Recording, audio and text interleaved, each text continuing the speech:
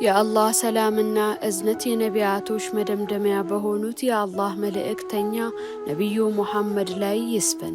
የተወደዳችሁና የተከበራችሁ ውድ የዋኢቲ ተመልካቾቻችን ሰላምታችን በያላችሁበት ይድረሳችሁ። አሰላሙ አለይኩም ወራህመቱላሂ ወበረካቱ። ይህ ከተጻፈው የተሰኘው ፕሮግራማችን ነው።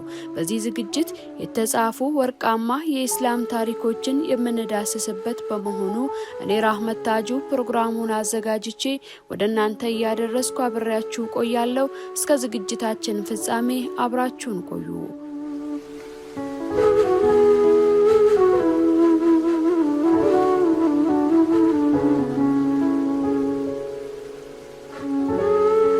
ባለፈው ክፍላችን አባታችን አደም አለይሂ ሰላም በእውቀታቸው በመከበራቸውና የኢብሊስን ኩራት ውድቀት ተመልክተን ነበር።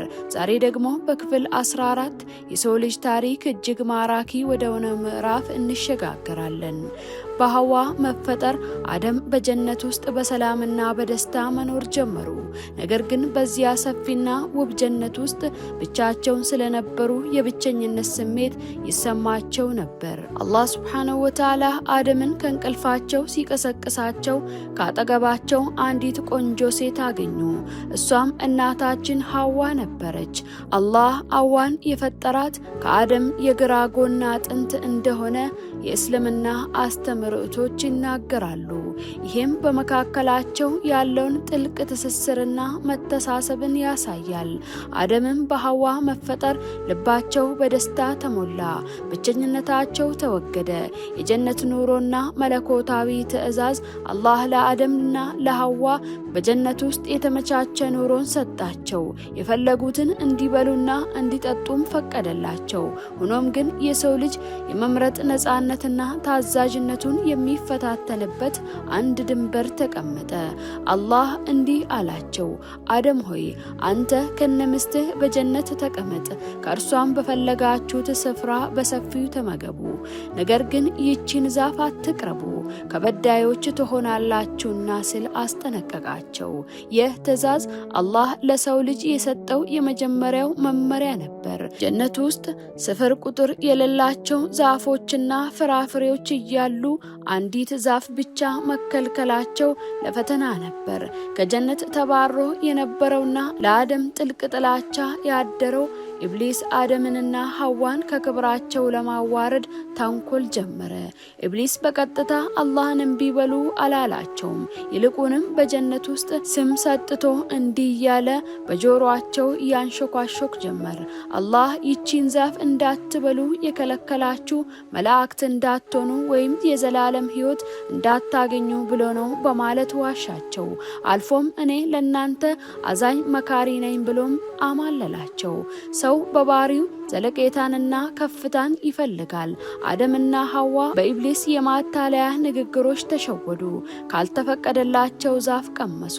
ያን ጊዜ የነበራቸው የጀነት ልብስ ተገፈፈና አፍረተ ገላቸው ተጋለጠ። ስህተት መስራታቸውን ሲረዱ በታላቅ ድንጋጤና ጸጸት የጀነት ቅጠሎችን በመልቀም ገላቸውን መሸፈን ጀመሩ። አላህም ይቺን ዛፍ አልከለከልኳችሁም ምን? ሰይጣንም ለናንተ ግልጽ ጠላት ነው አላልኳችሁም ምን ብሎ ጠየቃቸው። በዚህ ጊዜ በአደምና በኢብሊስ መካከል ያለው ትልቅ ልዩነት ታየ። ኢብሊስ ሲሳሳት ኩራት ተሰማው። አደም ግን ሲሳሳት ወደ ጌታቸው ተመለሱ። እንዲህም አሉ፣ ጌታችን ሆይ ነፍሳችንን በደልን፣ ለኛ ባትምርልን ባታዝንልን በእርግጥም ከከሳሪዎች እንሆናለን አሉ። ወደ ምድርም በመውረድ አላህ ንሳቸውን ተቀበላቸው። ሆኖም ግን ቀደም ሲል በነበረው መለኮታዊ ውሳኔ መሰረት አደም ሐዋና ኢብሊስ ወደ ምድር እንዲወርዱ ተደረገ። ምድር የፈተና የሥራ የትዕግስት ሜዳ ሆነች። ይህ ታሪክ የሚያስተምረን የሰው ልጅ ስህተት መስራት የሰው ባህሪ መሆኑንና ከስህተት በኋላ ተጸጽቶ ወደ አላህ መመለስ ደግሞ የሰው ልጅ ታላቅነት መሆኑን ነው።